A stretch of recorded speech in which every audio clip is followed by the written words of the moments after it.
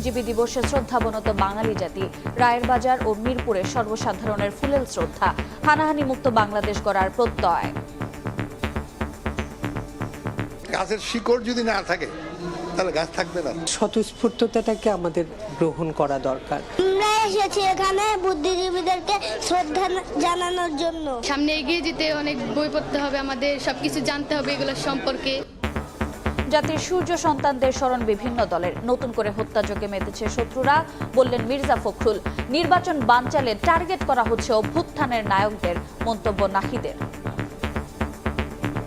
সমস্ত চক্রান্তকে ব্যর্থ করে দিয়ে এই দেশের মানুষ তাদের গণতান্ত্রিক যে অধিকার সে অধিকারকে প্রতিষ্ঠা করবে। নির্বাচনকে বানচাল করার জন্য অভ্যুত্থানের যারা প্রতিচ্ছবি ছিল, যারা নায়ক ছিল, তাদেরকে টার্গেট করে হত্যা করা হচ্ছে।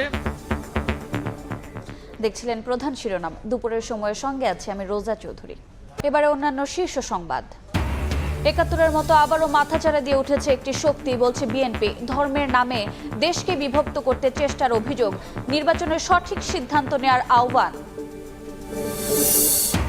হাদিকে হত্যা চেষ্টায় ব্যবহৃত মোটরসাইকেল শনাক্ত, মালিক হান্নান আটক। হামলাকারীর সীমান্ত পাড়ি দেওয়ার তথ্য নেই ডিএমপির কাছে। অপরাধীদের ধরতে সচেষ্ট সরকার। টেন্ডারে অনিয়ম, কমিশন, বাণিজ্য আর অর্থ আত্মসাৎী নেশা, তবু বহাল তবিয়তে এলজিইডির বাচ্চু মিয়া। দুদকের মামলার পর আরও বাড়িয়েছেন ঘুষের রেট অতিষ্ঠ ঠিকাদাররা। সুদানে সন্ত্রাসী হামলায় শহীদ শান্তিরক্ষীদের পরিচয় প্রকাশ। 2 জনের বাড়ি কুড়িগ্রাম, বাকি 4 জন রাজবাড়ির নাটোর, কিশোরগঞ্জ ও গাইবান্ধার। এবং যুক্তরাষ্ট্রে এবার রক্তাক্ত বিশ্ববিদ্যালয়। রোড আইল্যান্ডের ব্রাউন ইউনিভার্সিটিতে বন্দুক হামলায় 2 শিক্ষার্থী নিহত। গুরুতর আহত নয়, জড়িতকে ধরতে অভিযানে পুলিশ।